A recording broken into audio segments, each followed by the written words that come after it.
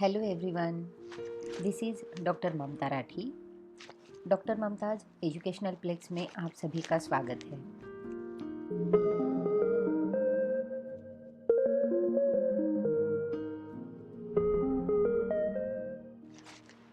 Friends, हम लोग देख रहे हैं जीएसटी और डायरेक्ट एंड इनडायरेक्ट टैक्सेस की एमसीक्यू सीरीज़ को। इसके पहले हमने 3 सीरीज़ कंप्लीट कर दी हैं, जिसमें हमने कई क्वेश्चंस एमसीक्यू टाइप के सॉल्व करके उसके आंसर्स भी दे दिए हैं। अगर आप उन तीनों सीरीज़ को स्टडी करना चाहते हैं तो डिस्क्रिप्शन बॉक्स में उन सारे सीरीज़ के लिंक दी गई है। आप उन लिंक पर जाकर उसे पढ़ाई कर सकते हैं और उसकी स्टडी कर सकते हैं। फ्रेंड्स, टैक्स के साथ ही साथ मैंने अकाउंटेंसी के हर सब्जेक्ट पर एमसीक्यू टाइप क्वेश्चंस की सीरीज़ बनाई हुई है। उसी के साथ साथ मैंने banking and insurance and auditing के ऊपर भी एमसीक्यू टाइप क्वेश्चंस की सीरीज़ बनाई हुई है। फ्रेंड्स, आप मेरी चैनल को सब्सक्राइब कीजिए और मेरी चैनल पर इन सारे अपलोडेड वीडियोस को जाकर स्टडी कर सकते हैं और इन सारे वीडियोस को अपने दोस्तों के साथ भी शेयर कर सकते हैं। सो फ्रेंड्स, ये हमारी 4th सीरीज़ है डायरेक्ट एंड इनडायरेक्ट टैक्सेस की and GST MCQ type questions की। So let us begin with our series 4. The turnover limit of rupees 50 lakh for composition scheme is not applicable to the state of. अब जो turnover limit है 50 lakhs की composition scheme के under, वो कौन सी state के लिए एप्लीकेबल नहीं है? Himachal Pradesh, Assam, Uttarakhand, none of the above. तो वो उत्तराखंड के लिए एप्लीकेबल नहीं है। Option C is correct option. Next question, a supplier is liable to get registered under GST if his aggregate turnover in a financial year crosses rupees 20 lakh in a state or UT other than special category states if he is an interstate supplier, an intrastate supplier, electronic commerce operator, person liable to pay GST under reverse charge. अगर supplier registered under GST कब होना चाहिए? अगर उसका aggregate turnover जो है financial year में वो 20 लाख को क्रॉस करता हो और वो स्टेट्स में या यूनियन टेरिटरीज़ में other than special category states में काम करता हो, तो वो कैसा सप्लायर होगा? तो वो होगा electronic commerce operator. So option C is the correct answer. Next, registration under GST is not compulsory to casual taxable person, input service distributor, non-resident taxable person, none of the above. GST के अंदर registration किसे compulsory नहीं है? जो non resident है, taxable person है, उसे GST compulsory नहीं है registration. Option C is the correct answer. Next question, money means Indian legal tender, foreign currency, cheque और promissory note, all of the above. तो ये जो सारे टर्म्स है, ये सारे टर्म्स मॉनिटरी है, मनी के लिए ही रिप्रेजेंट करते हैं। तो इन सारे जो ऑप्शंस है वो करेक्ट है। Option D is the correct answer for this question. Next question, person includes individual, Hindu undivided family, LLP, all the above.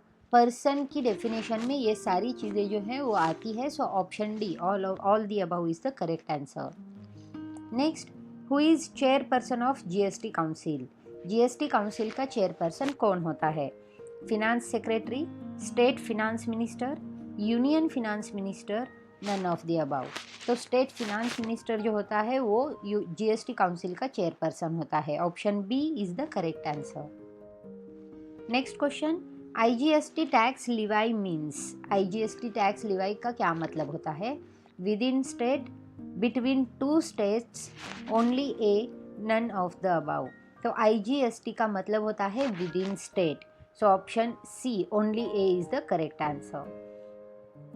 Next question, IGST levy can be levied centre, state, union territory, both A and B. तो IGST levy can be levied under union territory also. So option C is the correct answer. Next question, which of the following is not a supply as per section 7 of CGST Act? CGST Act के section 7 के under इनमें से कौन सा supply नहीं है? Management consultancy services not in course और furtherance of business, import of service for consideration not in course or furtherance of business, both A and B, none of the above। तो इनमें से मैनेजमेंट कंसल्टेंसी सर्विसेज जो है, जो business के course या furtherance में नहीं है, वो सप्लाई में नहीं आती है। Option A is the correct answer. Next question, the term supply has replaced the term manufacturer under central excise act, the term sale of goods under state VAT act, the term provided or deemed to be provided in case of service tax laws, all of the above। तो इनमें से supply जो word है वो word किस term के साथ replace किया गया है? तो सप्लाई जो वर्ड है वो इन सारे टर्म्स के साथ रिप्लेस किया गया है। Option D, all of the above is the correct answer. Next question, which of the following activity is deemed to be supply and liable to GST under the CGST Act 2017? CGST Act 2017 के तहत इनमें से कौन सी activity deemed to be supply और liable to GST है? Services by employees to employer, functions performed by members of Parliament, supply of goods by unincorporated association to a member thereof, services of funeral. तो इनमें से supply of goods जो है, जो unincorporated association ने member thereof को किए हैं, ये activity deemed to be supply के अंदर लाइबल होती है GST में। So option C is the correct answer. Next question, which of the following forms are used for registration? Registration के लिए इनमें से कौन से फॉर्म यूज किए जाते हैं? Form GST R1, form GST R2, form GST registration 01, form GST registration. तो इनमें से फॉर्म GST रजिस्ट्रेशन 01 जो है वो रजिस्ट्रेशन के लिए यूज किया जाता है। Option C is the correct answer. Next question, an e-commerce operator should get registered irrespective of his threshold limit। E-commerce operator जो है उसको रजिस्टर्ड करना होता है irrespective of his threshold limit। yes, no, required to register only if his aggregate turnover exceeds the threshold limit। yes, if he is located in northwestern states। he is required to register if he is liable to collect tax at source and his aggregate turnover exceeds the threshold limit। तो जो ई commerce operator है उसे registered करना ज़रूरी होता है इसकी threshold limit में। Option A yes is the correct answer. Next question, tax invoice must be issued by every supplier, every taxable person, registered persons not paying tax under composition scheme, all of the above. Tax invoice जो है वो must होता है registered person के द्वारा issue करना जो कि टैक्स कंपोजिशन स्कीम के अंडर टैक्स पे नहीं करता। So option C is the correct answer.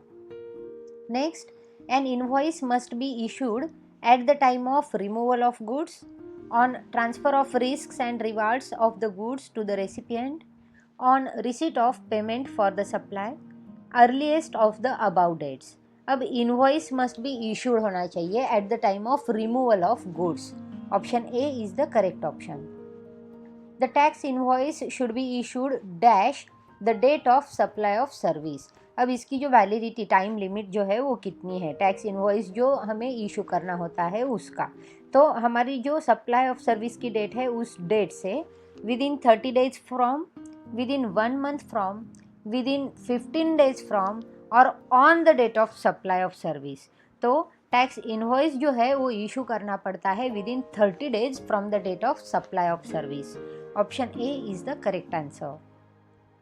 Next question, a credit note is issued by dash and it is document accepted for GST purposes. एक credit note issued किसने किया होता है और वो एक डॉक्यूमेंट होता है जो एक्सेप्ट किया जाता है GST पर्पज़ के लिए। Supplier for reducing the tax और taxable value, recipient for reducing tax और taxable value, supplier for increasing the tax और taxable value, recipient for increasing the tax और टैक्सेबल वैल्यू। तो क्रेडिट नोट जो है वो इशू किया गया होता है सप्लायर की तरफ से फॉर रिड्यूसिंग द टैक्स और taxable value. Option A is the correct answer. Next, The last date for declaring the details of a credit note issued on 25th June 2018 for a supply made on 19th September 2017 is। अब जो credit note issue किया गया है 25 जून 2018 को supply के लिए, और supply किया गया है 19 सितंबर 2017 को, तो उसकी डिक्लेरेशन की लास्ट डेट क्या होनी चाहिए? 31 December 2018 actual date for filing annual report, 20 July 2018, 20 September 2018, 20 October 2018। तो जैसे कि हमें पता है कि नेक्स्ट मंथ के 2018 यानी कि अक्टूबर के 20 डेट को हमें ये डिक्लेयर करना होता है। So option D 20 October 2018 is the correct answer. Next, what is e commerce? E commerce का मतलब क्या है? सप्लाई ऑफ गुड्स एंड और on an electronic platform for commerce other than the e-commerce operator himself. Supply of goods and or services on an electronic platform for commerce including the e-commerce operator. Supply of goods and services on an electronic platform for commerce. Supply of goods or services or both including digital products over digital or electronic network. तो e commerce का मतलब होता है कि जिसमें supply होता है goods and services का या दोनों का, और उसमें डिजिटल प्रोडक्ट होते हैं और डिजिटल नेटवर्क पर, इलेक्ट्रॉनिक नेटवर्क पर ही वो सप्लाई किए जाते हैं। सो option D is the correct answer. Next, at what rate should the tax be collected at source in e commerce? E commerce में टैक्स कलेक्टेड एट सोर्स का rate क्या होता है? 0.5%, 1%, 2%, 3%। तो टैक्स कलेक्टेड एट सोर्स जो होता है वो होता है 2%। Option C is the correct answer. Next question, when can a supplier making supplies through e commerce operator opt not to register? अब जो सप्लायर है ई कॉमर्स ऑपरेटर में जो सप्लाई कर रहा है थ्रू ई कॉमर्स ऑपरेटर, वो ऑप्ट कर सकता है नॉट टू रजिस्टर्ड। तो always when the e-commerce operator is not required to collect tax at source under section 52, when the supplier doesn't cross the threshold limit specified under section 22, option B and C cumulatively fulfilled। तो जब भी ई commerce operator जो होता है जिसे tax at source collect करना नहीं होता है, रिक्वायर्ड नहीं होता है अंडर सेक्शन 52, और जो सप्लायर जिसने थ्रेशोल्ड लिमिट है जो स्पेसिफाई की गई है अंडर सेक्शन 22 में उसे क्रॉस नहीं किया है, तो वो ऑप्ट कर सकता है not to register. So option D, B and C cumulatively fulfilled is the correct answer. Next, can a supplier take credit of the TCS? Supplier credit ले सकता है क्या TCS का? Yes, no, yes, on the basis of the valid return filed, yes, on the basis of a valid return filed by the e-commerce operator and there is no discrepancy in the returns. So yes, supplier can take credit of TCS on the basis of valid return filed by the e-commerce operator and there is no discrepancy in the returns. Option D is the correct answer. Next, a taxable person may apply for provisional assessment when the taxable person is not able to determine the value of goods or services, when the taxable person is not able to determine the rate of tax, A और B, A and B। अब taxable person जो है वो apply कर सकता है provisional assessment को जब वो टैक्सेबल पर्सन एबल नहीं होता डिटरमाइन करने के लिए वैल्यू ऑफ गुड्स और सर्विसेज की, या फिर वो टैक्सेबल पर्सन जो एबल नहीं होता टैक्स रेट को डिटरमाइन करने के लिए। तो ऑप्शन सी जो है ए और B is the correct answer. Next, initiation of action under this section is by a proper officer not below the rank of। अब इनिशिएशन जो होता है एक्शन का वो प्रॉपर ऑफिसर के थ्रू होता है और not below the rank of, तो किसके बिलो नहीं होता है? Superintendent, inspector, joint commissioner, commissioner. तो ऑप्शन है हमारा joint commissioner, option C. Next question, the proceeding can involve appeal, review, revision all of the above. अब प्रोसीडिंग में क्या क्या इन्वॉल्व होता है, तो प्रोसीडिंग में अपील होती है, रिव्यू होता है, रिवीजन होता है, तो ये सारी चीज़ें आती हैं। सो option D is the correct answer. Next, any goods the import or export of which is subject to any prohibition under the Customs Act or any other law for the time being in force is known as। अगर import and export के time पे कोई भी good जो है वो prohibition के under या कस्टम एक्ट और एनी अदर लॉ के अंडर उस टाइम बिंग में अगर रेस्ट्रिक्टेड किया गया हो तो उसे क्या कहा जाता है? Restricted goods, ineligible goods, prohibited goods, both A and C, तो उसे कहा जाता है prohibited goods. Option C is the correct answer. Which of the following person is included as a person in charge. अब पर्सन इन चार्ज में इनमें से कौन सा पर्सन इंक्लूडेड है? Master of the vessel, commander और pilot in charge of aircraft, the conductor, guard और any other person having the chief direction of the train, all of the above. तो जो पर्सन इन चार्ज है इनमें से वो सारे पर्सन इन चार्ज है। So option D is the correct answer. Next question, the document which contains the detailed information to customs about goods in the vessels और aircraft और vehicle is called as arrival manifest और import general manifest और import manifest, bill of entry, import report, both A and C. अब document जो contain करता है detail information हमारी customs के बारे में जो गुड्स इन द वेसल और एयरक्राफ्ट और व्हीकल में है, तो उसे क्या कहा जाता है? तो उसे अराइवल मैनिफेस्ट और इम्पोर्ट जनरल मैनिफेस्ट या फिर इम्पोर्ट मैनिफेस्ट के नाम से जाना जाता है। Option A is the correct option. Next question, bill of entry can be presented for. Bill of entry किसके लिए प्रेजेंट की जाती है? Home consumption, warehousing that is into bond, clearance from warehouse for home consumption that is ex bond, all of the above. तो इन सारे चीज़ों के लिए बिल ऑफ एंट्री प्रेजेंट की जाती है। Option D is the correct answer. Next question, mister A can store the goods in public warehouse under the provision of warehousing without warehousing for 1 year, 6 months, 1 month, 30 years।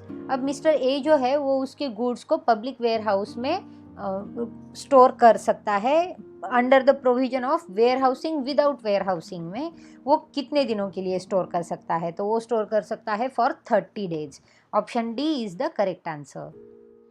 Next, the application by exporter to customs officer for clearance of goods for exportation is known as shipping bill, bill of export, bill of lading, either A और B. अब exporter custom officers को अपने goods जो export किए गए हैं उनके clearance के लिए कोई एप्लीकेशन करता है तो उसे क्या कहा जाता है? तो उसे शिपिंग बिल या बिल ऑफ एक्सपोर्ट कहा जाता है। Option D is the correct answer. Next, entry outward means general permission by customs authority to the master of vessels for allowing him to load the cargo, load passenger, load mail bags, all of the above. अब जो entry outward होती है वो general permission देती है customs authority के तहत। Customs authority उसे जनरल परमिशन देती है उस मास्टर ऑफ वेसल को और उसे अलाउ करती है कार्गो लोड करने के लिए। तो load the cargo is the correct answer. Option A is the correct answer. Next question, which of the following commodities is not subjected to payment of export duty at the time of export? Iron ore pellets, snake skin, ferro waste and scrap, gold ore। इनमें से कौन सी commodity जो है उसके ऊपर export duty eight the time of export पे नहीं करनी पड़ती है? तो वो है आयरन और पैलेट्स पर। Option A is the correct answer. Which of these is or are not an adjudicating authority under Customs Act 1962? Customs Act 1962 के तहत इनमें से कौन सी एडजुकेटिंग अथॉरिटी नहीं है? Commissioner of customs, principal commissioner of customs, commissioner appeals, assistant commissioner of customs and tribunals. तो इनमें से assistant commissioner of customs and tribunals जो है वो एजुकेटिंग अथॉरिटी नहीं है under customs act 1962. So option D is the correct answer. Next question, export income earned by which of the following type of manufacturing unit is normally eligible for exemption from payment of income tax under the Income Tax Act 1961? Export oriented unit, jewelry manufacturing unit in DTA, sage unit, garment manufacturing unit. अब इनमें से जो manufacturing unit है जो normally eligible होता है exemption के लिए इनकम टैक्स के अंदर अंडर इनकम टैक्स एक्ट 1961, तो कौन एक्सपोर्ट इनकम को अर्न करता है? Export oriented unit, jewellery manufacturing unit in DTA, SEZ unit या गारमेंट मैन्युफैक्चरिंग यूनिट? तो वो है SEZ unit. Option C is the correct answer. Next, as per section 14(1) of Customs Act, transaction value means price paid to the seller of imported goods, price paid by the buyer of export goods, both A and B, price actually paid or payable for goods. अब section 14(1) customs act का जो है उनमें से transaction value का मतलब क्या है? तो ट्रांजैक्शन वैल्यू का मतलब होता है प्राइस एक्चुअली पेड और payable for goods. Option D is the correct answer. Next question, in case of imported goods, transaction value also includes. Imported goods में transaction value में क्या included है? Commission and brokerage, cost of transportation at the place of importation, landing charges at the Indian port, only B and C. तो imported goods की transaction value में commission and brokerage include होता है. Option A is the correct answer. Next, which of the following agency or agencies can notify the exchange rates? इनमें से कौन सी agency और agencies है जो नोटिफाई करती है एक्सचेंज रेट्स को? Central board of indirect taxes and customs, the reserve bank of India, foreign exchange dealers association of India, all of the above. तो इनमें से जो सारे के सारे ऑप्शन है वो सारे के सारे ऑप्शन नोटिफाई कर सकते हैं एक्सचेंज रेट्स को. सो option D is the correct answer. Next, Platinum Limited imported some goods from Canada. The tariff value notified for such goods by the board was rupees 5,27,000 and the transaction value was rupees 5,20,000. State the value to be taken by Platinum Limited for the purpose of customs valuation. अब platinum company ने goods import किए हैं Canada से और उसकी जो tariff value है वो नोटिफाइड हुई है बोर्ड पर 5,27,000 की, जबकि उसकी ट्रांजैक्शन वैल्यू जो थी वो थी 5,20,000 की. तो प्लैटिनम कंपनी के लिए कस्टम्स वैल्यूएशन कितना होगा? तो कस्टम वैल्यूएशन जो बोर्ड पर डिक्लेयर किया गया है वही होगा 5,27,000. So option A is the correct answer. Next, which of the following documents are required to be filed along with drawback claim application? इनमें से कौन से डॉक्यूमेंट्स हैं जो फाइल करने होते हैं विथ ड्रॉबैक क्लेम एप्लीकेशन के साथ? Import invoice, triplicate copy of shipping bill bearing examination report recorded by the proper officer of the customs at the time of export, copy of bill of lading और airway bill, all of the above. तो इन सभी cases में ये जो documents होते हैं वो डॉक्यूमेंट्स फाइल करना ज़रूरी हो जाता है ड्रॉबैक क्लेम एप्लीकेशन के लिए. So option D is the correct answer. So friends, we have completed our 4th series hair.